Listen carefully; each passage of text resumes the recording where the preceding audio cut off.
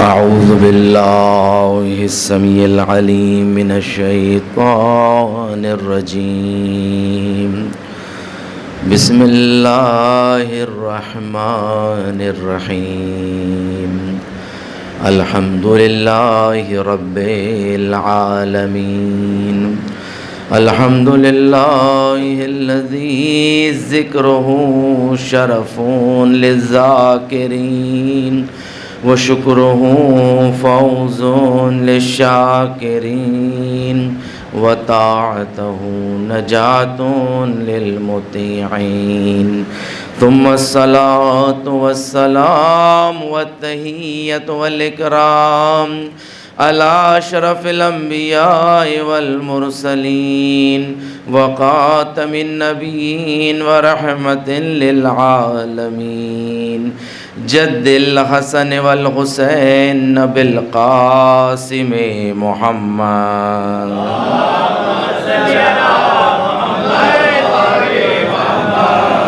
وعلى أهل بيته الطيبين الطاهرين المعصومين المظلومين الذين أذهب الله عنهم الرجس وطهرهم تطهيرا.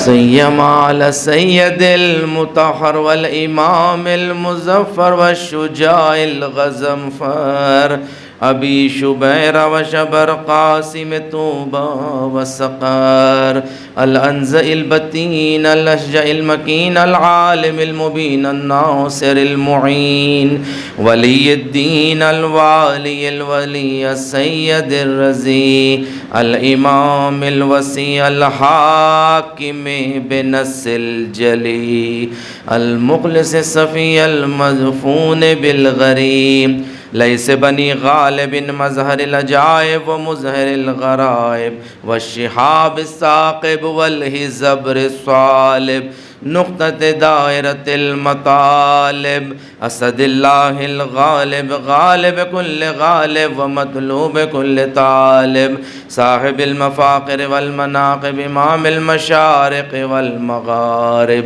الذي حبه فرض على الحاضر والغائب مولانا ومولى الكونين الإمام الثقلين أبي الحسنين يعصوب الدين وقائد غر المحجلين أمير المؤمنين علي بن أبي طالب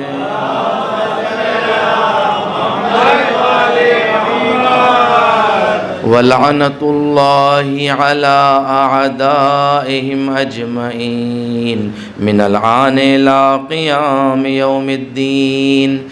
أما بعد فقد قال رسول الله صلى الله عليه وآله من مات على حب آل محمد فقد مات شهيدا. صلى الله عليه وسلم. عزیزان گرامی، آپ سے گزارش کرتا ہوں ایک مرتبہ سورہ حمد 3 مرتبہ سورہ اخلاص کی تلاوت فرما کے مرحوم و مغفور محمد ارشاد ابن محمد سردار کی روح کے لیے اصال فرما دیں. بسم اللہ الرحمن الرحیم. الحمدللہ رب العالمین الرحمن الرحیم ایاک نعبد و ایاک نستعین اهدنا الصراط المستقیم صراط الذین انعمت غیر المغضوب علیہم ولا الضالین. بسم اللہ الرحمن الرحیم قل هو اللہ احد اللہ الصمد لم یلد ولم یولد. بسم اللہ الرحمن الرحیم قل هو اللہ احد اللہ الصمد لم یلد ولم یولد. بسم اللہ الرحمن الرحیم قل هو اللہ احد اللہ الصمد لم یلد ولم یولد ولم یکن له کفوا احد. اللهم صل علی محمد وعلی محمد. صلوات پڑھ دے محمد وعلی محمد.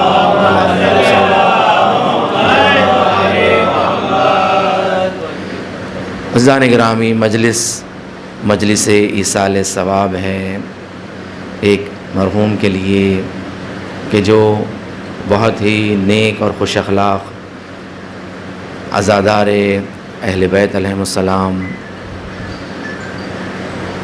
کہ جس کے مرنے کے بعد لوگوں نے فقط اپنی زبان سے تعریف ہی کی ہے، اور یقیناً وہ انسان خوش قسمت ہوتا ہے کہ مرنے کے بعد لوگ جس کی تعریف کریں۔ مولائے متقیان امیر المومنین علی ابن ابی طالب علیہ الصلاۃ والسلام آپ ارشاد فرماتے ہیں کہ انسان دنیا میں ایسے بنے کہ مرنے کے بعد اس پر لوگ گریہ کریں، اس پر لوگ گریہ کریں۔ یہ سوچ کر کہ کس قدر خوش اخلاق انسان تھا، نیک کردار انسان تھا، با کردار انسان تھا، ایسے نہ بنے کہ انسان کے مرنے کے بعد لوگ خوش ہوں اور کہیں کہ اچھا ہوا مر گیا۔ ایسے نہ ہو کہ زندگی کرو تو ایسے زندگی کرو کہ تمہارے جانے کے بعد لوگ تمہارے کمی کا احساس کریں، احساس کریں۔ اور شاعر نے کیا خوب کہا ہے، موت جب صاحب کردار سے ٹکراتی ہے وہ تو مرتے نہیں خود موت ہی مر جاتی ہے، یہ تو ذریعہ ہے ملاقات علی کا ورنہ موت علی کے غلاموں کو کہاں آتی ہے، موت علی کے غلاموں کو کہاں آتی ہے۔ دیکھیں اس قدر اہمیت ہے کہ انسان با کردار جب ہوتا ہے، صاحب کردار ہوتا ہے، تو صاحب کردار کو موت نہیں آتی ہے، وہ زندہ رہتا ہے، اس کے اخلاق زندہ رہتے ہیں، اس کی یادیں زندہ رہتی ہیں، اسے مٹنے نہیں دیتی۔ اور یقیناً یہ اہل بیت علیہم السلام کا بڑا صدقہ ہے کہ ہم اہل بیت کے ذکر کے صدقے میں فرش عزا بچھاتے ہیں، اور اسی کے ضمن میں لوگ جمع ہو جاتے ہیں، صلہ رحمی بھی ہو جاتی ہے، اور جس کے گھر میں اموات ہوئی ہے، موت ہوئی ہے، اسے پرسہ بھی دے دیا جاتا ہے۔ کہ دیکھیں کس قدر بہترین وسیلہ ہے یہ ذکر اہل بیت، ایک بہترین وسیلہ کہ ذکر اہل بیت کے ذریعے جو مصیبت زدہ ہوتے ہیں آ کر انہیں پرسہ دیتے ہیں، انہیں پرسہ دیا جاتا ہے۔ یہ ایک سرمایہ ہے ہمارے پاس اہل بیت علیہ السلام کے صدقے میں، اہل بیت کی محبت کے صدقے میں اللہ نے ہمیں عطا کیا ہے۔ عزیزان گرامی دیکھیں کہ صلوات کی اس قدر اہمیت اور فضیلت ہے کہ پیغمبر اکرم محمد مصطفیٰ صلی اللہ علیہ وآلہ وسلم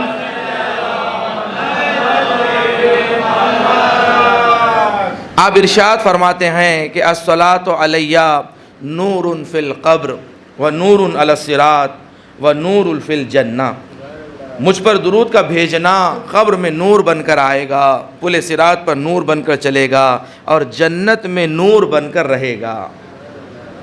کہ دیکھیں یہ ہے ذکر اہل بیت کی فضیلت کہ یہ تمہیں قبر میں کام آنے والی ہے، کہ قبر میں نور۔ آیت اللہ محمد حسین طباطبائی صاحب تفسیر المیزان یہ کہتے ہیں کہ تم نہیں جانتے کہ تمہارا ایک مرتبہ درود کا پڑھنا تمہارے مرحوم کے لیے برزخ میں کس قدر مشکلات کو حل کر دیتا ہے۔ صلوات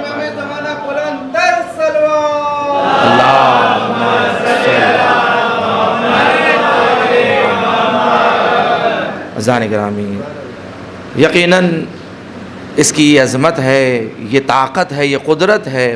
یہ ذکر مختصر ہے مگر اس کا اثر بڑا ہے، بہت بزرگ ہے اس کا اثر، کہ اہل بیت نے بھی تاکید فرمائی ہے اور علماء نے بھی تاکید فرمائی ہے کہ بہت فضیلت ہے اس ذکر کی، کہ اپنے مرحومین کے لیے مختصر سا اگر تحفہ بھیجنا چاہتے ہو تو صلوات پڑھ دیا کرو، کہ اس کی بڑی فضیلت ہے، ان کے بڑے مسائل حل ہو جاتے ہیں، کہ اس لیے کہ ہم نہیں جانتے کہ مرنے کے بعد جو مسائل ہوتے ہیں یہ اہل بیت علیہ السلام جانتے ہیں، انہوں نے بتایا ہے، اور یہ بھی بتایا ہے کہ دیکھو کہ ہماری محبت ہے کہ جو کام آنے والی ہے، ہماری محبت ہے۔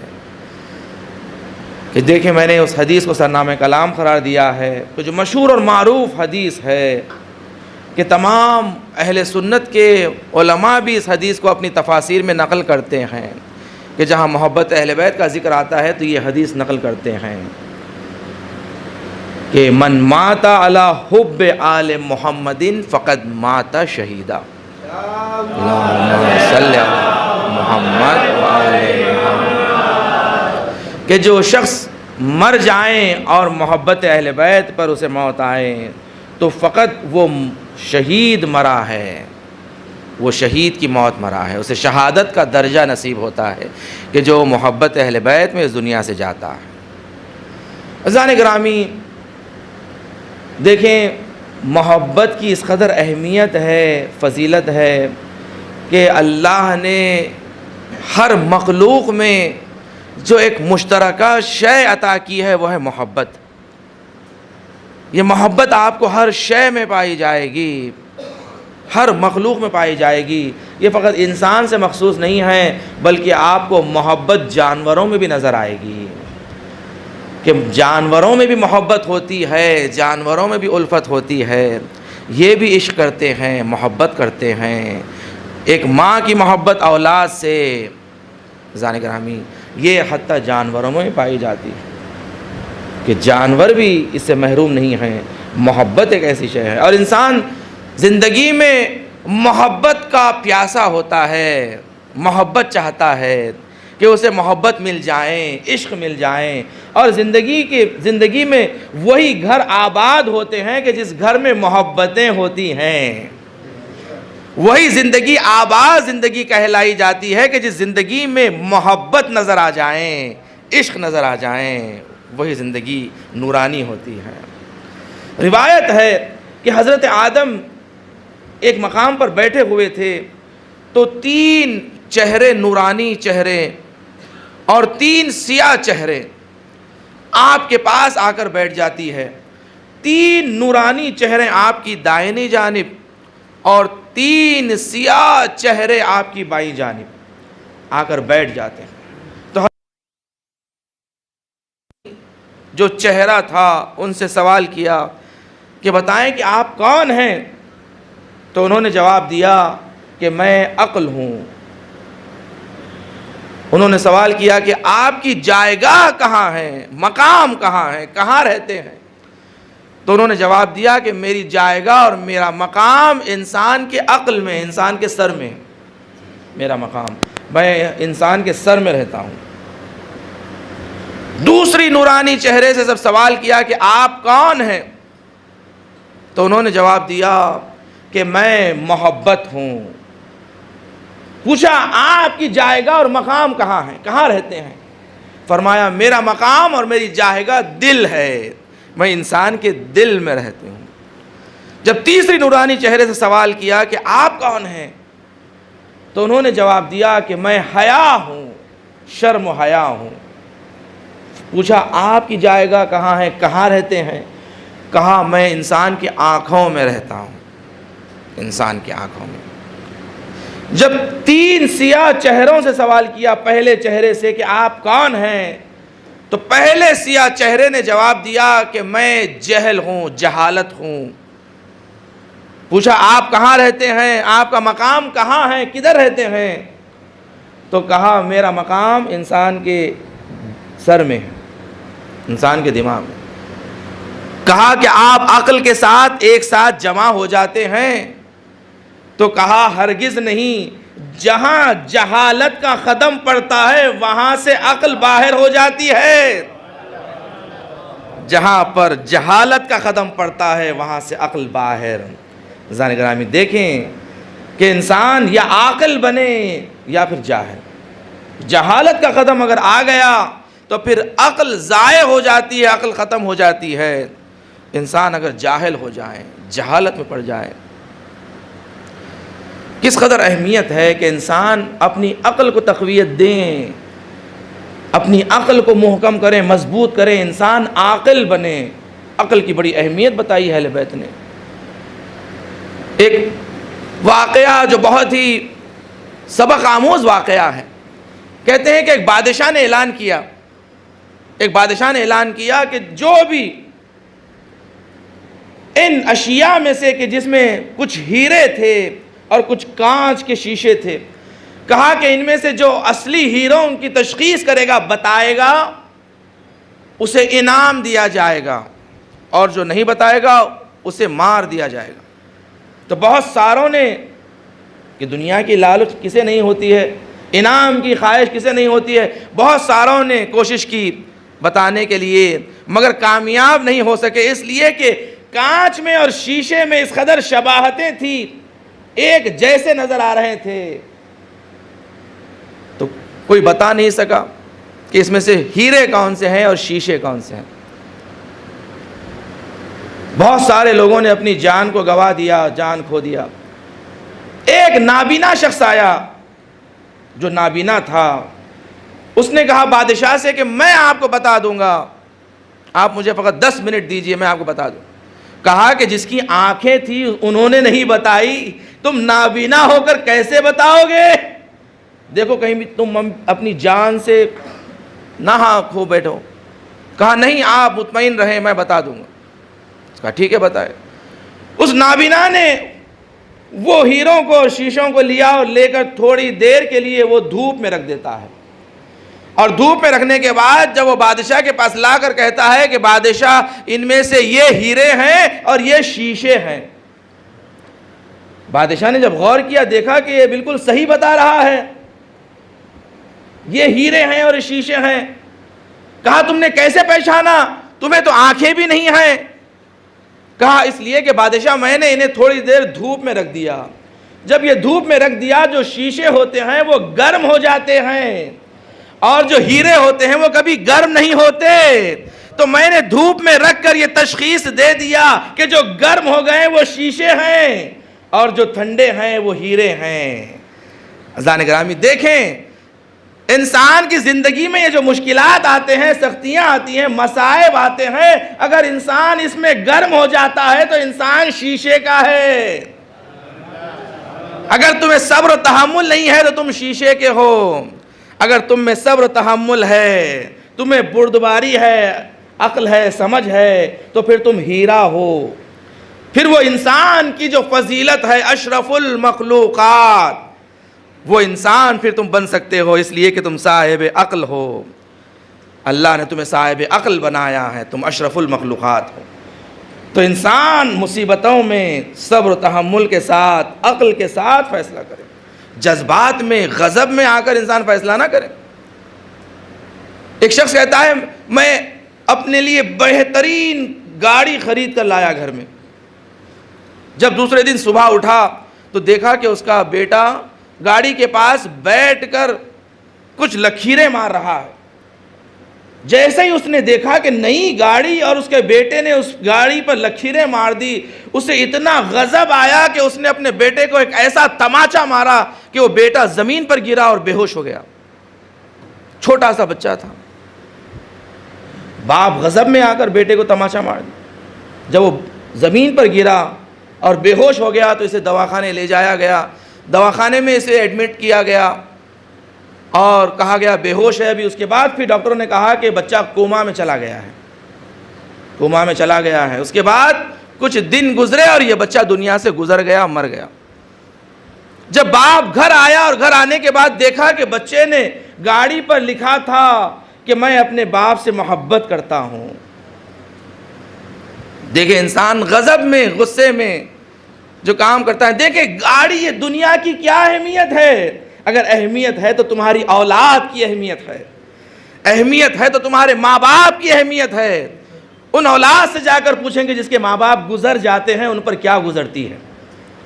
یہ زندگی میں یہ جو اللہ نے رشتے عطا کیے ہیں اس کی بڑی اہمیت ہے، بڑی اہمیت ہے۔ عزیزان گرامی روایات میں ہے کہ جہاں پر ایک ماں باپ، ایک فیملی، ایک خاندان جب ساتھ بیٹھ کر دسترخوان پر کھانا کھاتا ہے تو پروردگار فرشتوں سے کہتا ہے کہ ان کے گناہوں کو مٹانا شروع کرو، جب تک یہ دسترخوان پر بیٹھے ہیں ان کے گناہوں کو مٹاتے رہو، مٹاتے رہو۔ نعرہ حیدری، نعرہ حیدری، نعرہ حیدری، مومنین مومنات کی سلامتی کے لیے ایک بلند تر سلوات۔ صلی اللہ محمد وآلہ۔ ذرا غور کریں، یہاں تو انسان بیٹھ کر دسترخوان پر کھا رہا ہے، کوئی عبادت تو نہیں کر رہا ہے، نہ تلاوت قرآن کر رہا ہے، نہ ذکر پروردگار کر رہا ہے، فقط بیٹھ کر دسترخوان پر کھا رہا ہے۔ مگر اللہ کیوں گناہوں کو مٹا رہا ہے؟ اس لیے کہ پروردگار کو یہ محبت پسند ہے، یہ گھر پسند ہے کہ جہاں پر سب ساتھ بیٹھ کر کھاتے ہیں۔ عزیزان گرامی، اس میں برکت کہی گئی، برکت، اس کی اہمیت کو سمجھیں۔ تو فرمایا میں جہل ہوں، جہاں میرا قدم پڑتا ہے وہاں سے عقل باہر ہو جاتی ہے۔ دوسرے سے سوال کیا آپ کون ہیں؟ تو اس نے جواب دیا میں حسد ہوں، میں حسد ہوں۔ کہا آپ کی جائیگاہ کہاں ہے، کہاں رہتے ہیں؟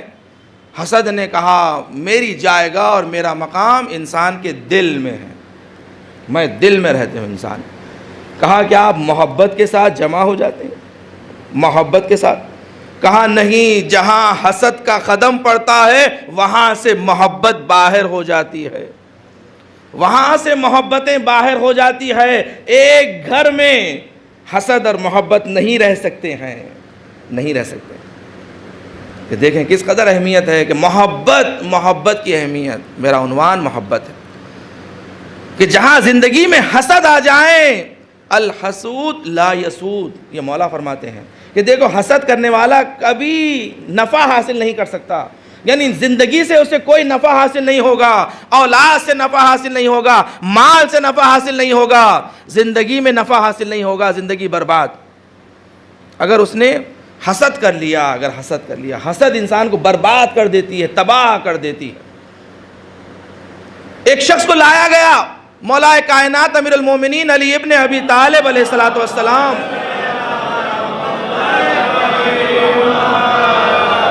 آپ کی خدمت میں لایا گیا، پیش کیا گیا کہ مولا اس کے گھر میں اس کے پڑوسی کی لاش ملی ہے اور اسی کے گھر میں آلہ قتالہ ملا ہے، قتل کا آلہ ملا ہے۔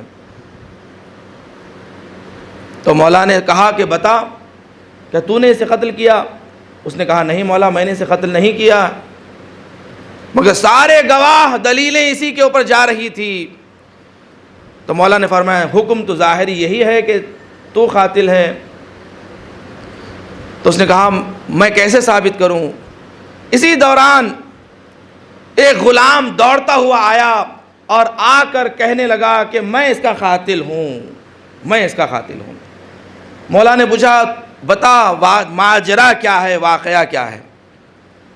اس نے کہا کہ میرے اس مالک نے، کہ میں اس کا غلام ہوں، یہ میرا مالک تھا، اس نے مجھے بلایا اور بلانے کے بعد کہا کہ میں تجھ سے فقط ایک کام چاہتا ہوں اور اس کے بعد میں تجھے آزاد کرتا ہوں اور میری ساری دولت تجھے دیتا ہوں، تو لے کر چلا جا، تو آزاد۔ وہ بڑا خوش ہوا، کہا کہ تو بڑی بات، خوشخبری کی بات ہے، آزادی مل رہی ہے اور ساری دولت بھی مل رہی ہے انسان کو، بتائیں کیا خدمت ہے؟ کہا تمہیں کام یہ کرنا ہے کہ تمہیں مجھے قتل کرنا ہے اور مجھے قتل کر کر میرے جنازے کو میرے پڑوسی کے گھر میں ڈالنا ہے۔ اس نے کہا یہ کیا کہہ رہے ہیں آپ؟ کہا ہاں، اس لیے کہ مجھے اپنے پڑوسی سے بڑا حسد ہے، مجھے اس کی کامیابی دیکھی نہیں جا سکتی، مجھے اس کا مسکرانا دیکھا نہیں جاتا، یہ اپنی زندگی میں خوشحال ہے، مجھے یہ برداشت نہیں ہوتا، مجھے یہ برداشت نہیں ہوتا۔ میں فقط چاہتا ہوں کہ میں مٹ جاؤں، میں مر جاؤں، مگر اس کی خوشیاں ختم ہو جائیں، یہ برباد ہو جائیں۔ دیکھیں حسد انسان کو کہاں تک پہنچا دیتی ہے، کہاں تک، اس پستی تک۔ اس کے بعد اس غلام نے کہا کہ میں نے بہت اصرار کیا کہ یہ کام نہ کریں، مگر میرے مالک نے کہا نہیں، یہ میرا حکم ہے، تجھے کرنا ہے۔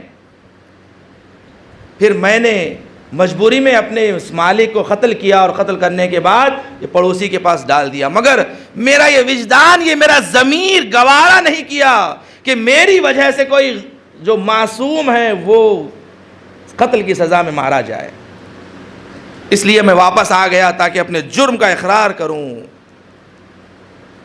عزیزان گرامی، پھر مولا نے فرمایا کہ الحسود لا یسود، کہ حسد کرنے والا کبھی فائدہ حاصل نہیں ہو سکتا ہے، وہ خود برباد ہو جاتا ہے، جل جاتا ہے، جل جاتا ہے۔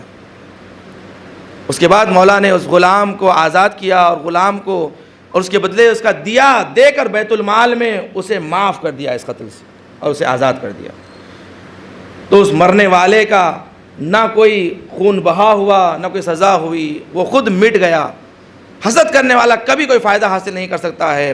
اور روایات اہل بیت علیہ السلام میں فرمایا گیا ہے کہ دیکھو انسان کی زندگی میں جو مصائب مصیبتیں کبھی کبھی آ جاتی ہیں یہ حسد کی وجہ سے آتی ہیں، کہ جو لوگ حسد کرتے ہیں، جو نظر لگاتے ہیں، ایک مقام سے پیغمبر اکرم محمد مصطفیٰ صلی اللہ علیہ وآلہ وسلم گزر رہے تھے تو قبرستان کے قریب ٹھہر گئے، اور ٹھہرنے کے بعد کہا کہ ان میں سے بہت سارے لوگ جو اس دنیا سے گزر گئے ہیں یہ لوگوں کے حسد کی وجہ سے اور نظر بد لگنے کی وجہ سے۔ فرمایا اکثر موتیں جو ہو جاتی ہے وہ لوگوں کی نظر لگنے سے اور حسد کی وجہ سے، یہ اس قدر خطرناک بیماری ہوتی ہے۔ تو فرمایا اس سے بچنے کے لیے اللہ نے قرآن مجید میں بہت ساری سورے اور آیتیں قرار دی ہیں۔ سورہ معوذتین کی بڑی فضیلت ہے، یہ دو سورے آئے ہیں انسان کی محافظت کے لیے۔ اگر انسان یہ دو سوروں کی تلاوت کر لیں اسے کوئی اس سے حسد نہیں کر سکتا، کوئی اس پر نظر بد نہیں ڈال سکتا۔ اگر انسان سورہ معوذتین کی تلاوت کریں، معوذتین سورہ فلق اور سورہ ناس، دو سورے جو ہمارے بچے بھی حافظ ہیں سوروں کے، سورہ معوذتین، سورہ فلق، سورہ ناس، اس کی تلاوت کا کرنا، اگر بڑے سے بڑا جادو بھی کیوں نہ ہو، اگر 11 مرتبہ سورہ فلق اور ناس پڑھ دیا جائے وہ جادو ختم ہو جائے، جادو کا اثر ختم ہو جائے۔ اس قدر فضیلت ہے سوروں کی۔ اور اسی طرح فرمایا کہ دیکھو اپنے ہاتھ میں عقیق پہنا کرو، عقیق کی انگوٹھی، اس لیے کہ عقیق وہ پہاڑ ہے کہ جس نے سب سے پہلے ولایت علی کا اقرار کیا ہے۔ صلوات پڑھے محمد و آل محمد کی بارگاہ۔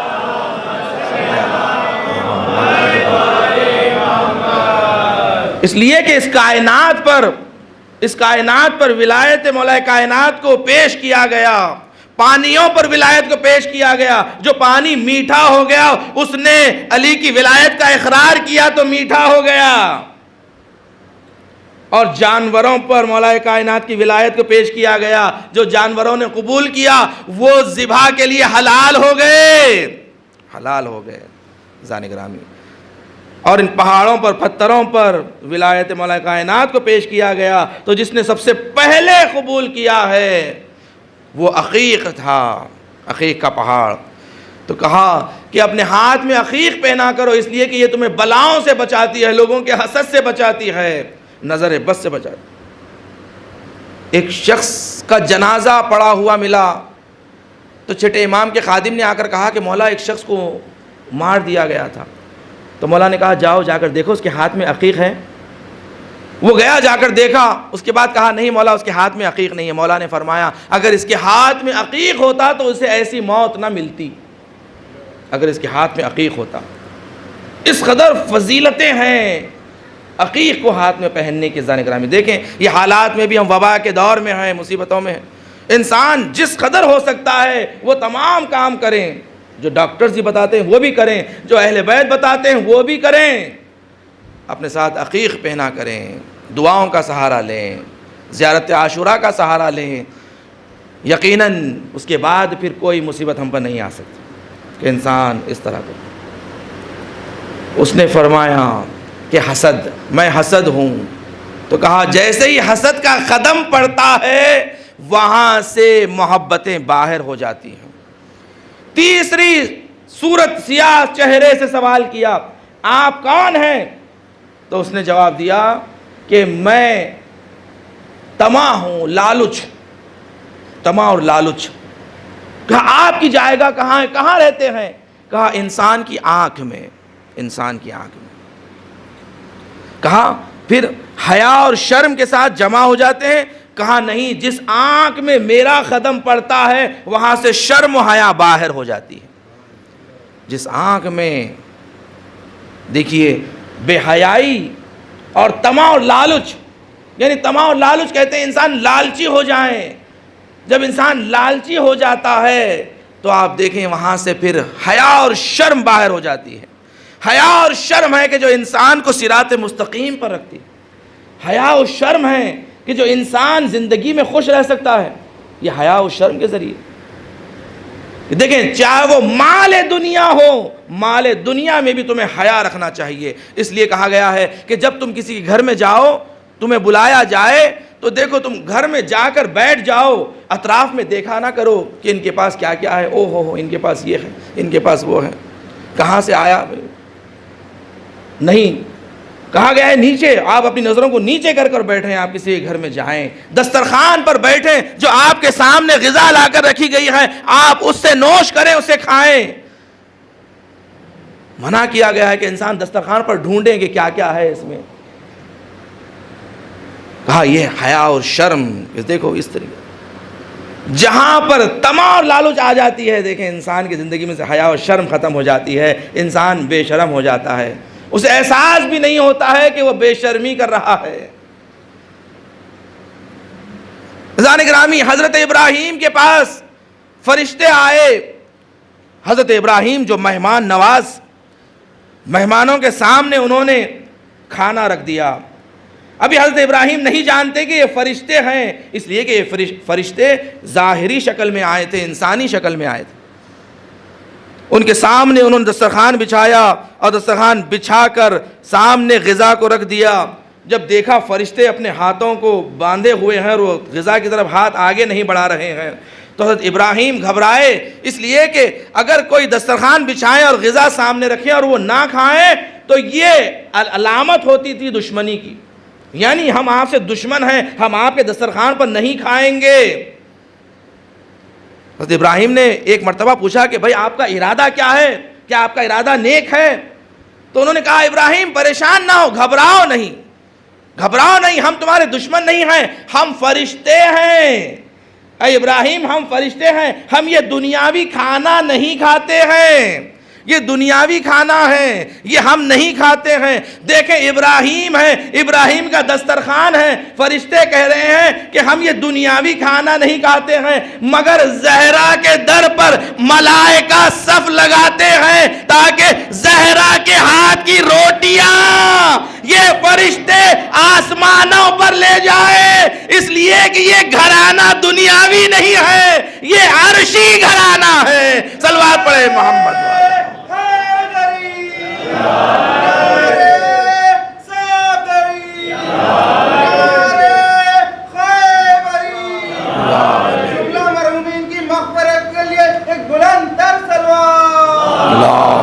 صلی اللہ محمد وعلی محمد. عزیزان گرامی کہ دیکھیں حیا اور شرم، کہ انسان کی آنکھ میں حیا ہونی چاہیے، اور جہاں طمع کا قدم پڑتا ہے انسان کی زندگیوں سے خوشیاں چھن جاتی ہیں. دیکھیں انسان اگر ازدواجی زندگی میں، ازدواج کی تو بڑی اہمیت ہے کہ فرمایا فوری انسان جیسے ہی بالغ ہو جائیں، مستطیع ہو جائیں، شادی کے لیے لائق ہو جائیں، وہ فوری شادی کے لیے اقدام کریں. یہ سنت پیغمبر ہے، یہ سنت ائمہ معصومین ہے. اور فرمایا کبھی تاخیر نہ کرنا، کہ دیکھو ہمارے چاہنے والے اہل بیت کے جوان ہمیشہ پاک و پاکیزہ رہیں، ان کی نگاہیں پاک رہیں، اس لیے کہ وہ آنکھ ہے کہ تم جس سے گریا کرتے ہو، ہم اہل بیت پر گریا کرتے ہو. اس آنکھ کو کبھی آلودہ نہ کرنا گناہوں سے. اس دل کو، اس لیے کہ یہ دل ہمارے مرقد ہے، تمہارے دل میں ہماری محبت ہوتی ہے. دیکھو اس دل میں کوئی نامحرم کی فکر نہ آئے، نامحرم کا خیال نہ آئے. اس دل کو پاک رکھنا. فرمایا ازدواج کریں، اور ازدواج کرنے کے بعد دیکھو جو اللہ نے تمہیں عطا کیا ہے اس پر راضی رہو. یہ ایسا نہ ہو کہ انسان شادی تو کر لے، شادی کرنے کے بعد کہیں کہ مجھے شادی میں مزہ نہیں آ رہا ہے، مجھے دوسرے بڑے پسند آتے ہیں، مجھے دوسروں کی بیویاں بڑی اچھی لگتی ہے، مجھے اپنی بیوی اچھی نہیں لگتی. دوسروں کے ہاتھ کا کھانا بڑا اچھا لگتا ہے، اپنی بیوی کے ہاتھ کا کھانا اچھا نہیں لگتا. عزیزان گرامی دیکھیں یہ بے شرمی ہے. انسان جہاں پر طمع اور لالچ کا ختم پڑ جاتا ہے، انسان جو اللہ دیتا ہے اس پر راضی نہیں رہتا. جب انسان کو اللہ دیتا ہے، نعمتیں دیتا ہے، اس کے باوجود بھی وہ راضی نہیں رہتا. وہ چشم چرانی کرتا ہے، ادھر ادھر دیکھتا ہے، اور اس سے اس کی زندگی میں بربادی آ جاتی ہے. آج اختلافات جو تفرقے ہو رہے ہیں، جو جھگڑے ہو رہے ہیں، طلاق اور خلا کیوں بڑھ رہا ہے؟ اس لیے کہ ازدواجی زندگی میں لوگ آپس میں خوش نہیں ہیں، راضی نہیں ہیں، رضایت کے ساتھ نہیں ہیں. اور جہاں پر بے شرمی اور بے حیائی زندگی میں قدم رکھ لیتی ہے اور انسان اس سے راضی نہیں ہوتا، یعنی میں سیٹسفائیڈ نہیں ہوں زندگی سے، اور جہاں پر آپ کہتے ہیں میں سیٹسفائیڈ نہیں ہوں، پھر وہاں سے بربادی آ جاتی ہے۔ انسان کو چاہیے کہ انسان سیٹسفائیڈ ہو جائیں، راضی ہو جائیں۔ دعائیں بتائی گئی ہیں بہت ساری کہ انسان زندگی میں سیٹسفائیڈ رہنے کے لیے دعا کریں اللہ سے، اللہم قنینی بما آتیتنی، اے پروردگار مجھے قانے فرما، جو چیز تو نے مجھے عطا کی ہے، مجھے تو غذا عطا کر رہا ہے، اس پر میں قانے رہوں، خوش رہوں، راضی رہوں۔ تو نے جو زندگی میں مجھے عطا کیا ہے، تو نے مجھے زوجہ عطا کی ہے، پروردگار میں اس پر قانے ہوں، راضی ہوں۔ انسان راضی رہے، اس لیے مختصر زندگی عزیزان گرامی، زندگی گزر جائے گی، اور اللہ نے ہمارے لیے آخرت رکھی ہے، قبر میں رکھا ہے۔ دیکھو تمہارے لیے آخرت ہے، تمہیں وہاں حوریں عطا کی جائے گی۔ روایات میں اگر انسان کے سامنے کوئی خوبصورت چہرہ آ جائے اور اگر وہ خوف خدا میں آسمان کی طرف نگاہ کرے تو آسمان میں جتنی مخلوق ہے اس کی تعداد کے برابر اسے حوریں عطا کرتا۔ اگر وہ زمین کی طرف نگاہ کر لیں خوف خدا میں تو زمین میں جتنی مخلوقات ہے اس کی تعداد کے مطابق اسے حوریں عطا کرتا ہے۔ اس لیے کہ تم قانے رہو، تم راضی رہو۔ یہ دنیا مختصر ہے، یہ دنیا گزر جانے والی ہے، اس میں تم راضی رہو، خوشحال رہو، اللہ یہ چاہتا ہے۔ اور جو اللہ نے تمہیں نعمتیں عطا کی اس پر راضی رہیں، خوش رہیں۔ حجت الاسلام ضیاء آغا صاحب قبلہ حیدرآباد کی بڑی مشہور شخصیتوں میں سے ہیں، بزرگوں میں سے، بزرگ علماء میں سے۔ ضیاء آغا صاحب قبلہ کی والدہ ہمارے ساتھ قم میں ساتھ رہا کرتی تھی، ہم اپنی فیملی کے ساتھ ان کے ساتھ رہتے تھے، ان کی خدمت کرتے تھے۔ ضیاء آغا صاحب بھی ہمارے استاد مقام تھے موجود، اور ان کی والدہ اتنی نیک، عبادت گزار۔ عزیزان گرامی دیکھیں جہاں مائیں نیک ہوتی ہے نا، پاکیزہ ہوتی ہے نا، تو ایسی ماؤں سے پاکیزہ اولادیں پیدا ہوتی ہے۔ چھٹے امام جعفر صادق علیہ السلام آپ فرماتے ہیں جب بھی اپنے دل میں ہماری محبت کی ٹھنڈک کو احساس کرو، اپنی ماؤں کے لیے دعا کرو، اپنی ماؤں کے لیے دعا کرو، اس لیے کہ تمہاری ماؤں کی پاکیزگی ہے جو ہماری محبت تمہارے دلوں میں آئی ہے، ہماری محبت تمہارے دلوں میں آئی۔ ضیاء آغا صاحب کی والدہ جب دسترخوان پر بیٹھتی تھی اور کھانا کھاتی تھی، کھانا اگر دسترخوان پر دال روٹی ہی کیوں نہ ہو، وہ کھا کر کہتی تھی پروردگار ہم اس کے لائق نہیں تھے، تو نے جو عطا کیا، پروردگار تیرا شکر کہ تو نے جو عطا کیا ہے اس کے بھی ہم لائق نہیں ہیں، ہم اس کے بھی لائق نہیں۔ ذرا گرامی دیکھیں یہ سوچ، یہ فکر کہ انسان ایسے سوچیں کہ جو تو کھلا رہا ہے ہم اس کے لائق نہیں تھے، یہ تیرا کرم ہے، تیرا فضل ہے، تو انسان زندگی میں خوشحال رہتا ہے، راضی رہتا ہے، راضی رہتا ہے۔ عزیزان گرامی دیکھیں محبت کی بڑی اہمیت ہے، انسان کی زندگی میں محبت آ جاتی ہے تو نورانی ہو جاتی ہے زندگی، اور جہاں محبت کا ذکر آتا ہے تو پروردگار کہتا ہے یہ دنیا میں کوئی شے نہیں ہے کہ جس کے لیے محبت کی جائے، اگر ہے تو وہ ہے محبت اہل بیت۔ اہل بیت سے محبت کرو اس لیے کہ یہ لائق ہیں کہ ان سے محبت کی جائے، ان سے محبت کی جائے۔ اگر کوئی عبادت کے لائق ہے تو پروردگار ہے، اور جو محبت کے لائق ہے تو اہل بیت ہے۔ صلوات پڑھے محمد والے محمد کی بارگاہ میں۔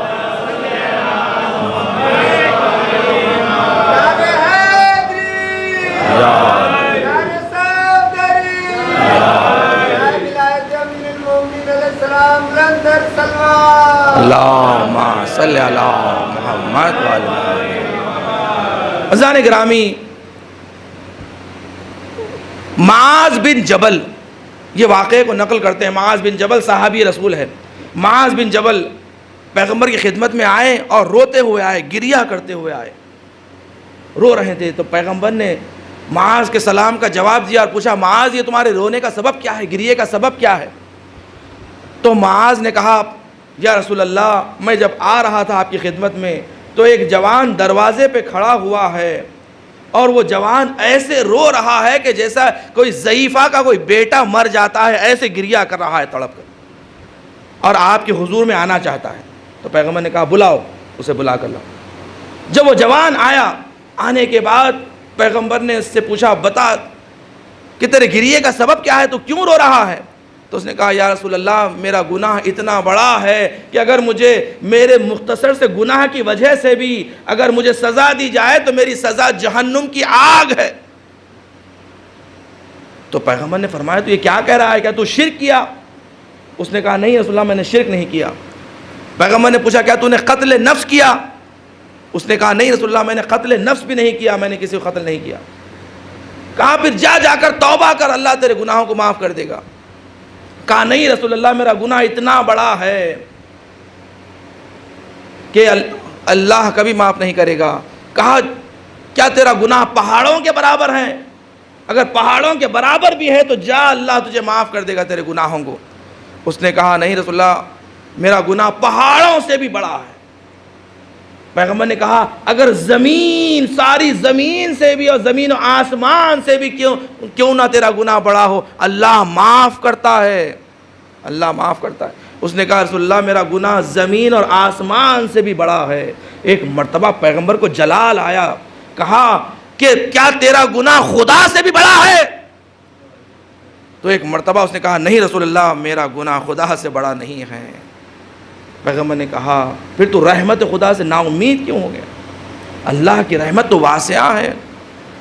اس کے بعد اس نے کہا رسول اللہ نہیں میرا گناہ یہ ہے کہ میں 7 سال سے میں قبرستان جاتا اور جانے کے بعد جب میتوں کو دفن کیا جاتا میں ان میتوں کو نبش قبر کر کر اسے کفن کو چرایا کرتا تھا, میں کفن چرا لیا کرتا تھا. 7 سال سے یہ کام کر رہا تھا میں.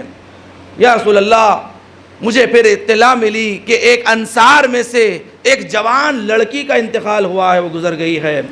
تو جیسے ہی جب اسے دفن کیا گیا تو رات میں گیا اور جانے کے بعد میں نے نبش قبر کیا.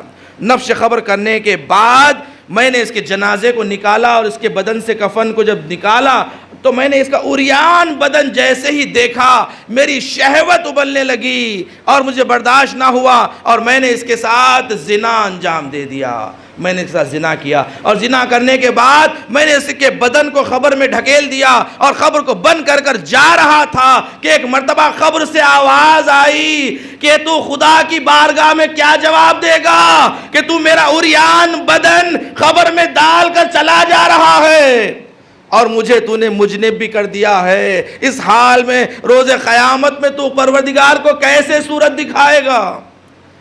جیسے یہ آواز میں نے قبر سے سنی یا رسول اللہ میں تڑپنے لگا, میں گھر میں گیا اور رونے لگا, توبہ کرنے لگا. اس کے بعد آپ کی خدمت میں آیا ہوں. یا رسول اللہ کیا میرے گناہ کی توبہ ہے؟ ایک مرتبہ پیغمبر نے جب یہ سنا کہا اے فاسق میرے نظروں سے دور ہو جا, میری نظروں سے دور ہو جا, میرے قریب نہ آنا, میں ڈرتا ہوں کہ کہیں اللہ کا عذاب نازل ہو اور میں بھی اس میں شامل ہو جاؤں. پیغمبر نے اسے اپنے قریب سے دھتکار دیا بڑا. اس کے بعد کہتے ہیں کہ یہ گھر گیا اور گھر جانے کے بعد اپنا مختصر سا سامان لیا اور بازار سے اس نے زنجیریں خریدی جو اپنے ہاتھوں میں اور اپنے گلے میں اور اپنے پیروں میں یہ زنجیروں کو پہنا کرتا ایک قیدیوں کی مانند کہ میں جب تک میری توبہ قبول نہیں ہوگی یہ زنجیروں کو میں اپنے بدن سے نہیں نکالوں گا. یہ زنجیروں کو پہن کر, بیڑیوں کو پہن کر وہ جنگلوں میں چلا جاتا ہے اور دن رات توبہ میں لگ جاتا ہے, توبہ کرتا ہے اور کہتا ہے پروردگار اگر میری توبہ تیری بارگاہ میں قبول ہوئی تو پیغمبر پر وحی نازل کرنا اور اعلان کرنا کہ تو نے میرے گناہ کو معاف کیا ہے. جب تک تو نے معاف نہیں کیا میں توبہ کرتا رہوں گا, اسی طرح اپنی جان کو دے دوں گا. یہ توبہ کرتا رہا. کچھ ہی وقت گزرا, پیغمبر اکرم پر آیت نازل ہوئی کہ جس میں پروردگار نے کہا کہ ہم نے اسے بخش دیا ہے, ہم نے اسے معاف کر دیا ہے, اس کی توبہ ہمارے نزدیک قبول ہے, قبول ہے.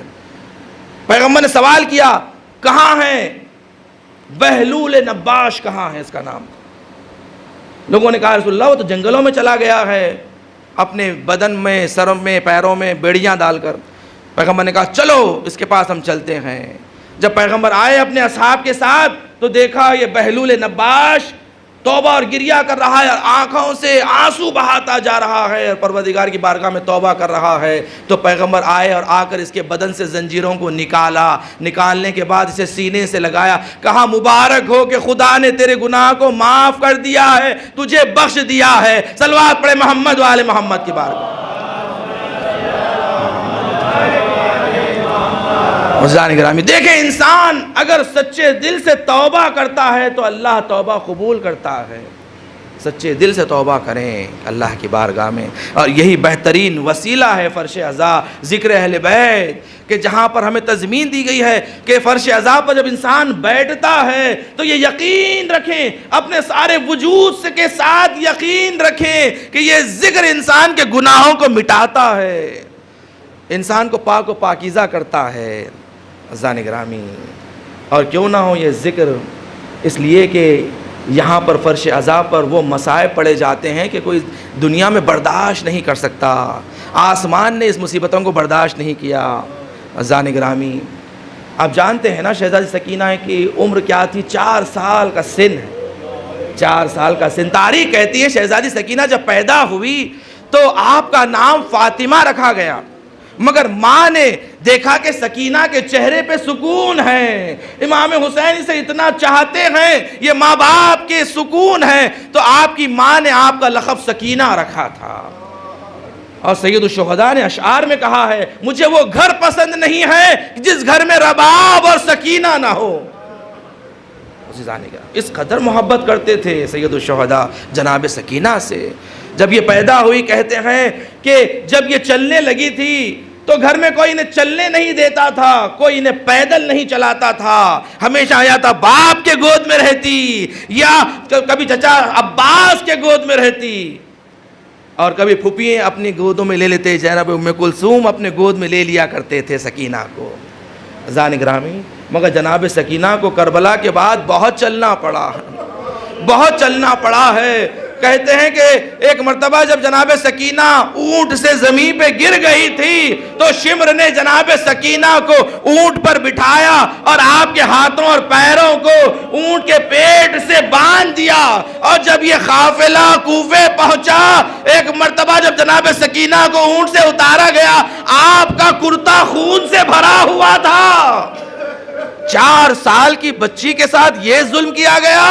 عزیزان گرامی، جب جناب سکینہ کے گلے میں اس حال میں رسی باندھی گئی تھی، اور رسی باندھ کر گھیٹیوں کو اتنا مضبوط باندھا گیا تھا کہ جناب سکینہ سانس نہیں لے پا رہی تھی، اور جب حکم ہوا کہ ان رسیوں کی گھیٹیوں کو کھول دیا جائے تو جناب سکینہ کی رسی کی گھیٹیاں کھل نہیں پا رہی تھی۔ آخر میں حکم دیا گیا اسے چاقو سے رسی کو کاٹا جائے۔ جناب سکینہ کا گلا ہے، رسی کو چاقو سے کاٹا جا رہا۔ سوچے ماں کے دل پہ کیا گزری ہوگی۔ ہاں عزیزان گرامی، یہ ان کے مصائب کا ذکر ہے۔ ذرا سوچے، مرنے والا دنیا سے گزر گیا، کس قدر چاہنے والے جمع ہو گئے، مرنے والے کو میت کو بھی تنہا نہیں چھوڑا۔ ذرا کربلا کا سوچے، ہائے حسین کی لاش 3 دن تک جلتی ہوئی زمین پہ پڑی رہی۔ ارے کوئی مسلمان تھا جو آ کر رسول کے نواسے کی لاش کو دفن کرتا۔ عزیزان گرامی، ہاں آپ نے بیٹوں کو پرسا دیا، سینے سے لگایا، تسلی دی، کہا خدا یہ آپ کے لیے آخری غم قرار دے، کوئی غم نہ دے سوائے اہل بیت کے۔ آپ نے بیٹوں کو دعائیں دی، صبر کی تلقین دی۔ عزیزان گرامی، ذرا اس بیٹے کے بارے میں سوچے کہ جو کربلا میں باپ کے جنازے کے پاس بیٹھا تھا، ہاتھوں میں ہتھکڑیاں، پیروں میں بیڑیاں، اے سید سجاد، جوان بیٹا موجود، ارے باپ کے جنازے کو دفن نہ کر سکا۔ ارے کوئی نہ تھا جو سید سجاد کو تسلی دیتا، سید سجاد کو پرسا دیتا۔ ہاں عزیزان گرامی، جب یہ قافلہ کوفے پہنچا، ایک مرتبہ حبیب ابن مظاہر کے فرزند نے جب دیکھا باپ کا سر نیزے پہ ہے، حبیب ابن مظاہر کے بیٹے نے کہا میرے باپ کا سر مجھے دے دیا جائے۔ قاتل نے کہا نہیں دوں گا، میں اس کے بدلے میں انعام لوں گا۔ حبیب ابن مظاہر کے بیٹے نے اپنے دوستوں کو جمع کیا۔ جب یہ قافلہ کوفے کے باہر نکلا، یہ اپنے دوستوں کے ساتھ حملہ کر کے اپنے باپ کا سر چھین کر لے جاتا ہے، اور یہ کہتا ہوا جاتا جس کا جوان بیٹا زندہ ہوتا ہے اس کے باپ کا سر نیزے پہ نہیں رہ سکتا۔ ارے سید سجاد نے بھی سنا، سید سجاد تڑپ گئے، بابا کے سر کو دیکھا، کہا بابا یہ آپ کا جوان بیٹا سید سجاد قیدی بنا ہوا ہے، یہ میری بھوپیاں بے پردہ و چادر، اے سید سجاد کیا کرے۔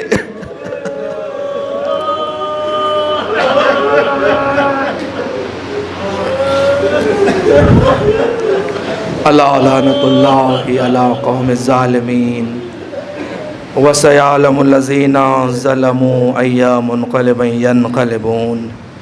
بار الہ پروردگارہ ہم سے ذکر قلیل کو قبول فرما، پروردگارہ مرحوم کو درجات عالیہ نصیب فرما، مرحوم کو جوار معصومین میں جگہ عنایت فرما، مرحوم کو زیارت امام حسین نصیب فرما، شفاعت مادر حسین نصیب فرما، مرحوم کے خانوادے کو صبر جمیل عنایت فرما، انہیں کوئی غم نہ دے سوائے غم اہل بیت کے۔